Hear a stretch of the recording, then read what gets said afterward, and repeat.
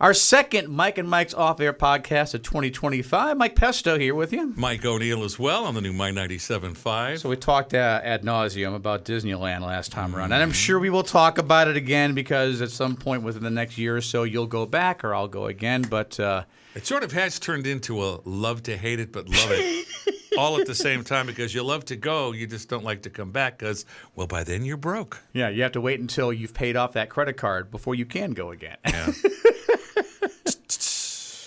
So I see you've got something handy, like literally in your hand. Oh, by the way, before we say anything else, we're on video once again. So please do check us out, not only online at my975fm.com. We will have the video up on our YouTube channel.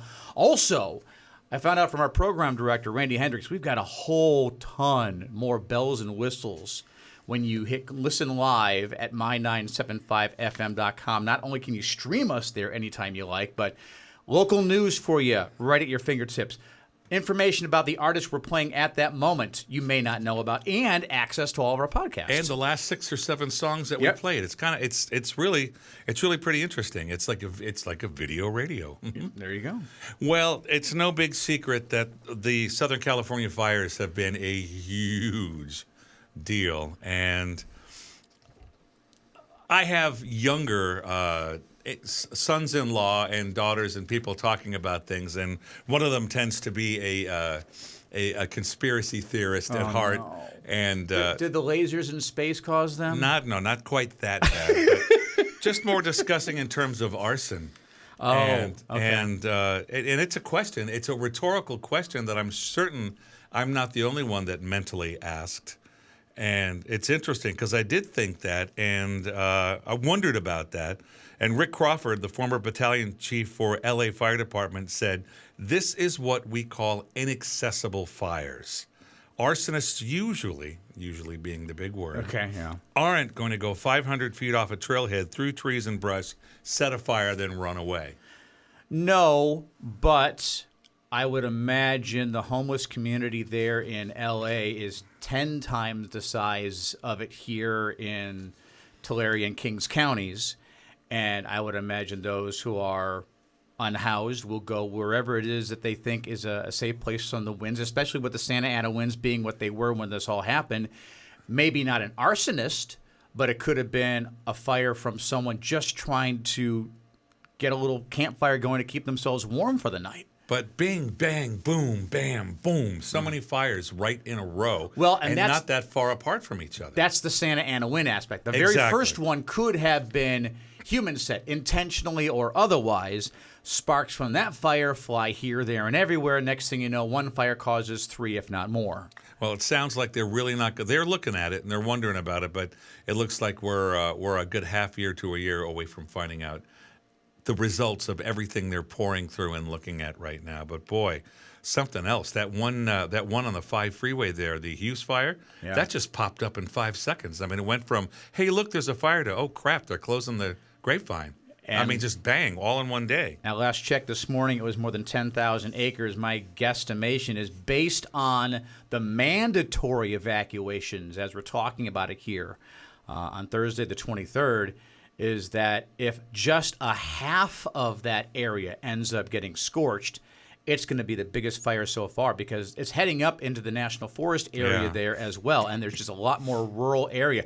Many homes as well, which is why there are evacuation orders, but nowhere near as populated as Palisades or that other fire as well that took so many lives at this point. But it was a pretty poignant picture. I'm sure you saw it. The picture of somebody standing just towards the back of Magic Mountain shooting up towards the fire, and it looks like it's almost there. It's not, but it looks like it's almost there. But it could be in the next few days. I'm so leery at this point of any pictures that aren't posted by major respected news outlets, though, because of when there was the Sunset Fire in the Hollywood Hills. It came nowhere close to the Hollywood sign. I know. But yet there was video showing that the sign was engulfed in flame and pictures. I had friends of mine in the Midwest where I used to work sharing those pictures and saying, God be with those who are in that area. Look, it took the Hollywood sign. No, it really didn't. Yeah, that would be downtown L.A. heading up the hill. Yeah, you could see it from there. In fact, I watched Jimmy Kimmel Live the next couple of nights afterwards because they do their show right there on Hollywood Boulevard. Yep. And I don't think they said they saw flames from their location, but they could see the orange sky. And you can see the Hollywood sign from that location very easily. Yeah. God be with the firefighters, and we sure hope that they continue to encroach around these fires. The good news is the Hughes fire was at 0% yesterday. It's heading towards, I think, 20 by now, and that's the good news. And there are so many firefighters from here in the South Valley as well. Not that their lives mean any more to us than any firefighter out there, but it brings it all a little closer to home when you hear Tulare County Fire Department is there, Porterville Fire Department, Visalia Fire Department. If there are any others, by the way, that you are aware of, those are the only three that I know personally come from Facebook posts of theirs. And having spoken to the fire chief with Porterville, knowing that they, at last check, were still there, if you know of any fire departments that have sent resources, people, equipment, what have you, please do message on this video and let us know so we can personally thank them for their efforts and their sacrifices. Amen. So what have you got today, my friend? A couple of things. One, we talked a bit about the live, I keep on calling it Live Aid, which I want to touch on, but the Fire Aid concert. Two different locations, same night on the 30th. At least half, if not maybe a little bit more, of the artists are artists that we actually play on the My 97.5, which is really cool. Rod Stewart and No Doubt, a bunch of others, and you can see the whole link up on our Facebook page. Is it No Doubt or is it Gwen or Yes? It was Gwen originally, and then I think I gave you that sheet that had Gwen on it, and then sure enough, 24 hours later, No Doubt was on there. So that tells me the rest of the guys. And the boys said, "No, we'll join you." Let's all get in on this and let's do a little reunion thing. I guess each artist will get 3 to 5 songs depending on the length of their song. Green Day has a song that they love doing a concert called Jesus of, and I'm blanking on it, but it's like a 14-minute song. That may be the only one they do. Yeah, so they'll sing that one, and then Good Night, Thank You, and then someone else is coming on next. And once again, somebody will have to drag him off stage. Just kidding. I love Green Day. I love Green Day. But when I went to the site, and you don't get the tickets here, you get them from Ticketmaster.com, but if you go to fireaidla.org. There's a direct link there to get to Ticketmaster. Now, they had a frequently asked questions deal, and the one question was, well, how much are tickets going to be? $99 last time I looked. More? You haven't gone to the site, apparently. No, is it? Fees tacked on? There are no fees. And Ticketmaster was very adamant about this, and the site was very adamant. No one is getting paid for this. Grips, techs, tech crew, even the artists, bands, everybody, Ticketmaster. No one is making a penny off of this. 100%, and everywhere I've looked, they've said that 100% is going to whatever fund is set up. Now, how that money gets dispersed and who it goes to, that's a whole other question, obviously. But it reminded me of car dealerships that aren't that reputable. Will sometimes say, we've got this car, and they keep on giving the same price. And then at the end of the disclaimer, one at this price. Oh, yeah. So maybe there was one ticket at each location for $99. Everything else is the cheapest price I heard was $850. And that's not on the secondary market. That's at Ticketmaster.com. Well, and it goes upwards to, I think, $1,750 is the most expensive ticket I've seen so far. Then this tells me that they are anticipating these sessions to be like Live Aid in 2005 or We Are the World or anything else. And they're anticipating this being a poignant historical moment, and it's going to cost you to be there. Which I get. And again, because of this, there needs to be rampant speculation and audits done on where the money goes and how it's allocated, especially when this much money is going to be raised that John Q. and Sally Q. Public can't possibly afford to go to any of these concerts at either venue with a ticket price like that. Fine, I'm okay with that. Again, as long as the money is allocated appropriately, and again, no one is really making a dime off of it. But it did get me thinking about concerts like this. And again, I kept on saying Live Aid, and you brought up We Are the World. If, for you personally, Mike O'Neill, who would need to be a part of a concert like this And you could go with groups that will never perform together again, or ones that you know will with original members or what have you. Who is your dream lineup for a benefit concert that would get you to say, yes, for $500 a ticket, 500? I would, whatever the maximum amount for you is, Good just Lord. a dream benefit concert where you know every penny is going for a great cause. Who would have to be a part of that lineup for you? See, that's a tough one because there are rock bands that I haven't seen That's what yet I thought. because of that reason. I haven't seen the Rolling Stones yet because the Rolling Stones yet because ouch, that's always an expensive ticket. Yep. I didn't go down to see Paul McCartney when he came to, was it McCartney that came to LA recently? Anyway, it was very expensive and I couldn't go to see that. Anytime there's any of those big, very, very, very expensive concerts, I'm like, well, you know, I'm a fan, but $300, I'm not that big a fan. I mean, and you can't even see them anymore because one of them's dead. Well, that's what I mean. Dream lineup. So if we're going to dream, let's dream big. Pink Floyd would be a choice. I love them. Great pick. Pink Floyd would be perfect because one of my favorite 5 songs you can ever watch on the internet is those 5 songs from 2005 when Pink Floyd played. They played their 5 most recognizable songs and ended with "Comfortably Numb." Okay. And it is some of the best stuff you'll ever see. I mean, ever. I bet. Right at the end, they start "Comfortably Numb," and everybody goes nuts. And just before the first time David Gilmour goes on to his first iconic solo, I can't think of the drummer's name. I'm not sure either. Well, anyway, he always wears these big-ass headphones, much like these, because the sound will blow his head off.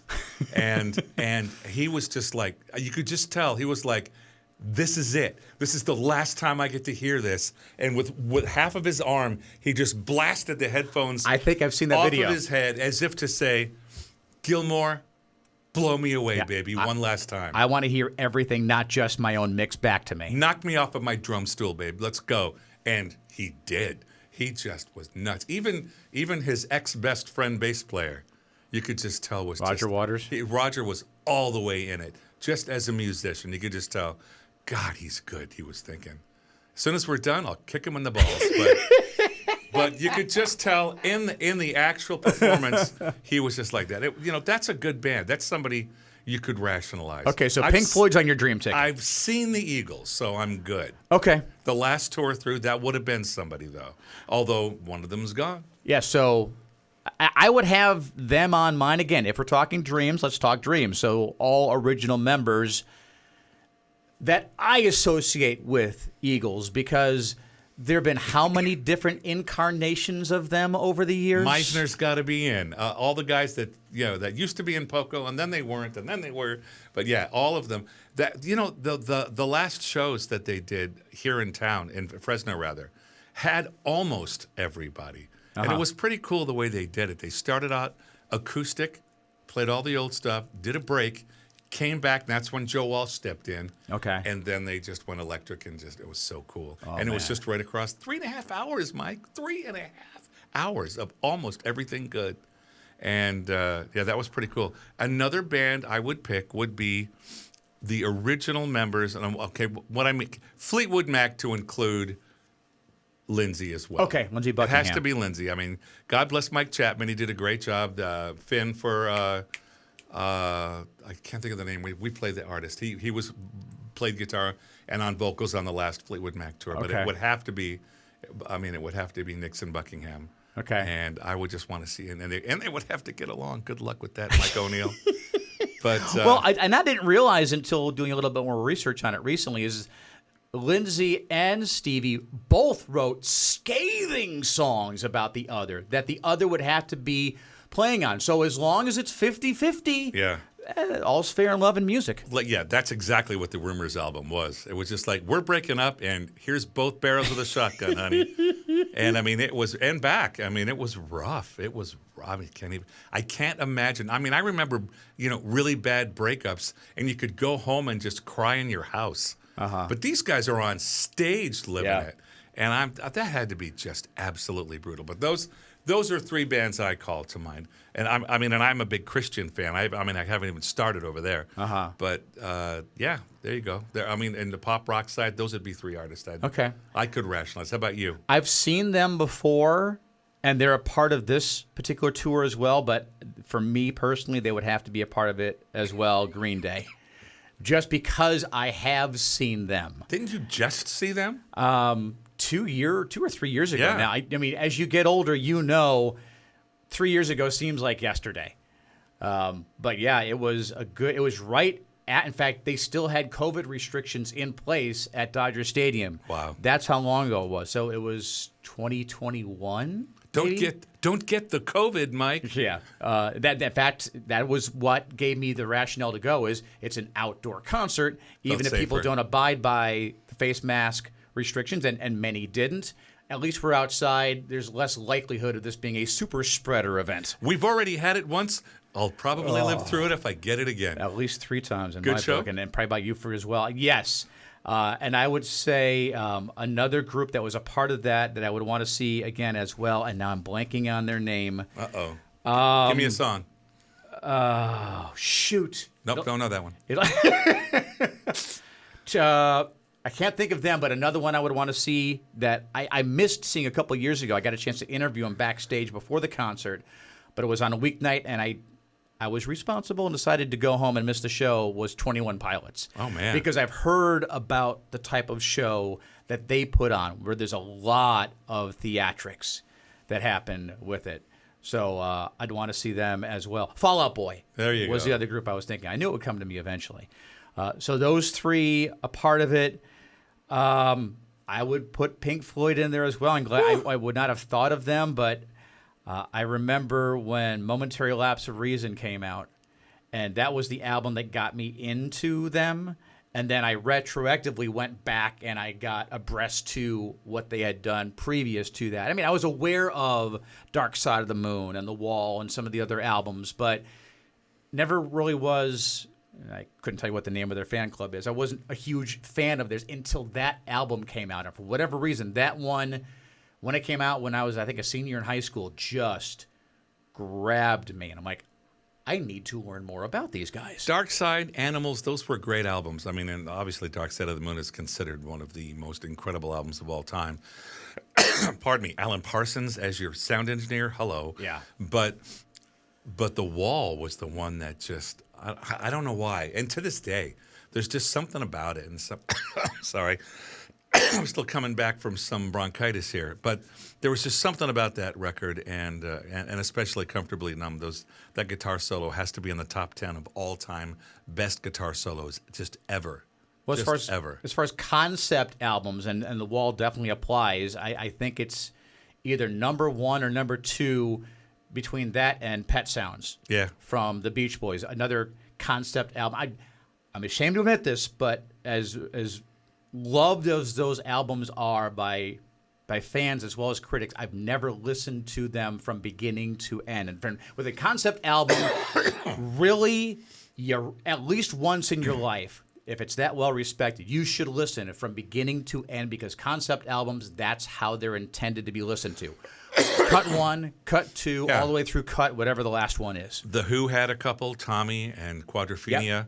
Gosh, a lot of bands have had them. Jethro Tull had Thick as a Brick and Passion Play, which were exactly like that. Just from beginning to end, there was no space, and they just segued one to the next. Pretty cool stuff. Eric And Church had one a couple of years ago. The B-side of, I think it was The Outsiders. Yeah. And he always said in interviews, he's like, I know people are going to do it, but it's going to bug me to no end when people put this, and this is back when CDs were still really popular. People put the CD in and put it on shuffle. This is one album I hope and pray you listen to from beginning to end, because it was put together to be listened to from cut 1 to cut end, especially all the songs on what would be considered the B-side. Well, that was the beauty of albums back in the day. And the second best part of albums, album liner notes. Yeah.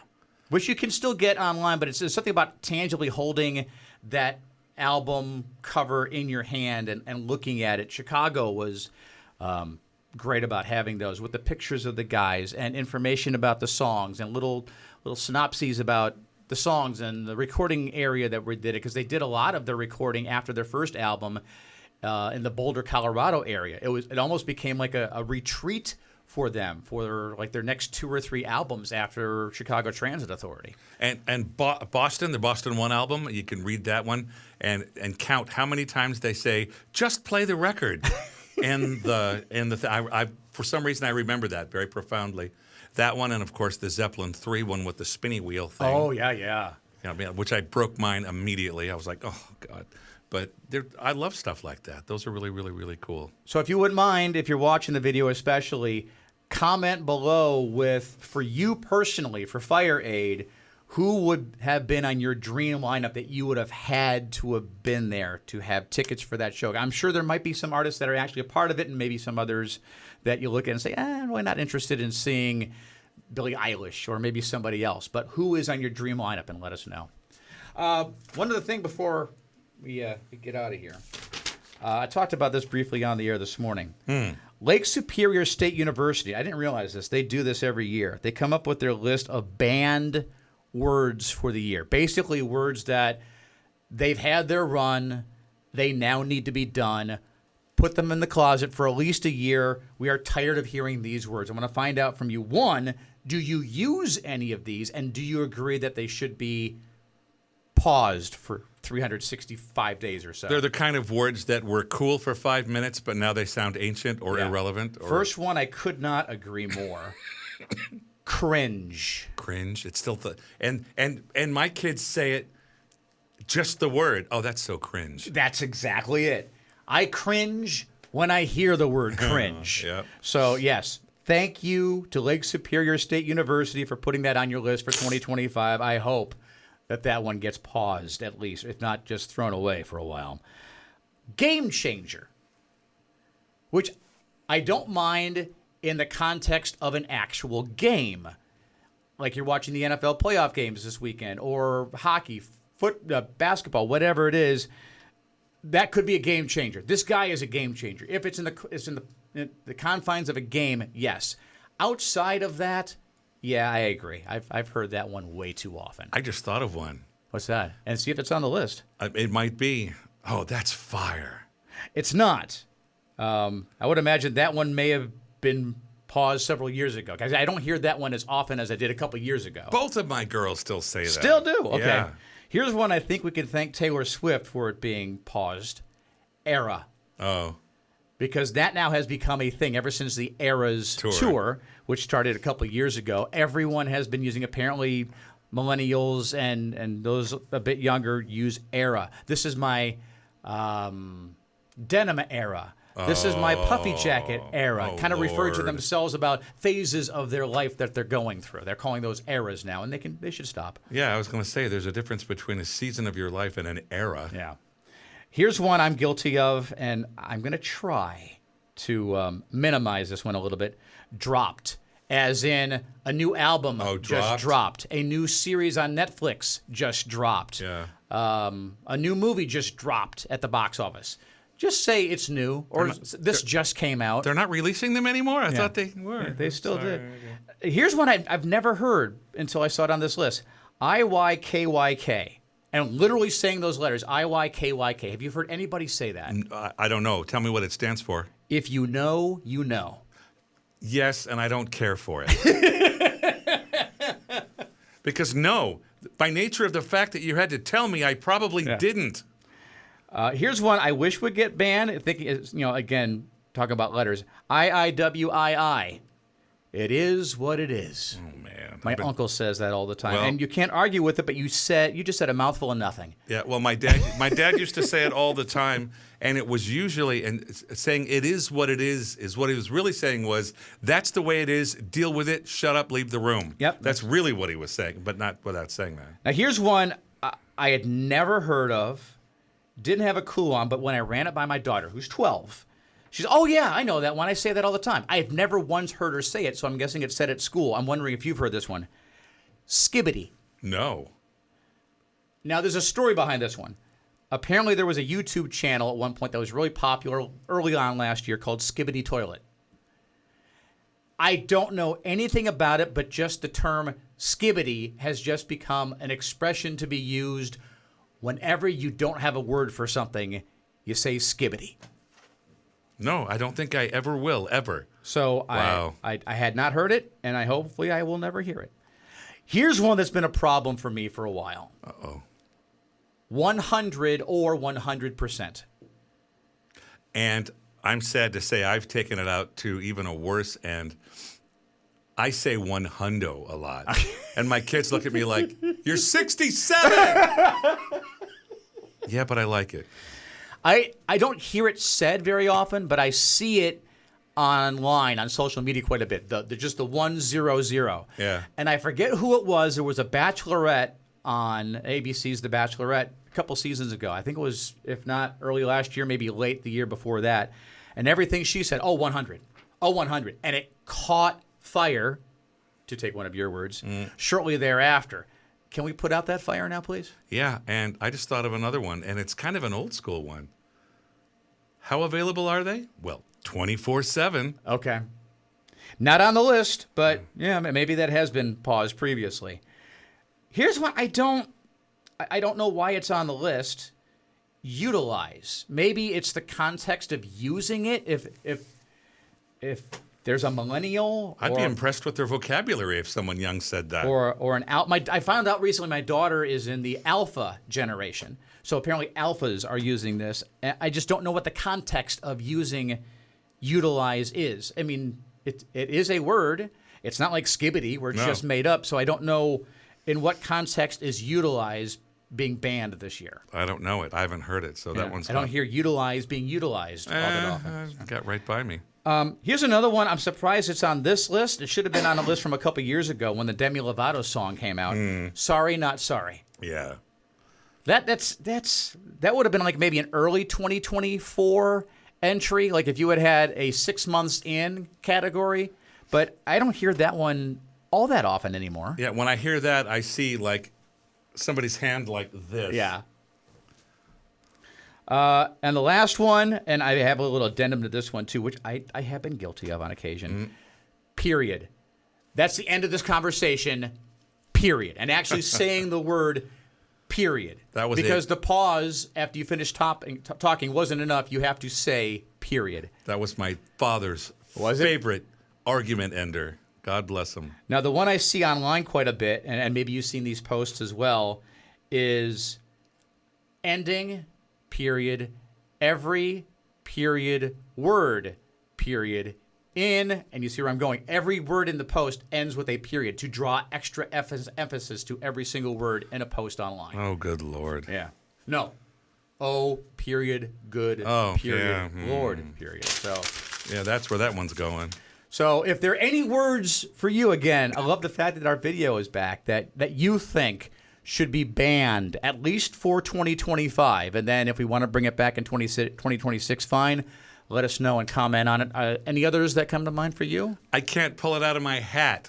It's from Fetch. That's so Fetch. Oh, okay. Mean Girls. That one. Which never caught on, obviously. The one I kind of have fun with my daughter is Riz. Yeah.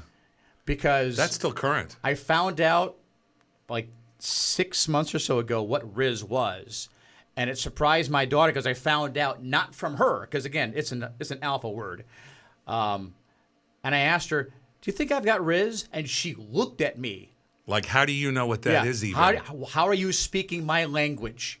I said, "Hey, listen, I work at a radio station. We have many different stations in our group here. On the Top 40 station, on Hits 104.9, I do some things on there on the weekends, and I get hip to what is being said." That was the first problem. The second problem, you were talking to your daughter about your desirability, which probably was just... and it is, full disclosure, I found the word somewhere in researching an artist, I think, that Hits plays, and I did have to look it up. So I didn't know immediately in the context of that artist talking, and I did find out it's short for charisma. Yeah. Well, that's one of the cool things about having kids. You are, I mean, not that I would, most of those words aren't in my vocabulary because I'm the age I am, but I'm at least aware of them. So when I hear them, I'm like, at least I know what they're talking about.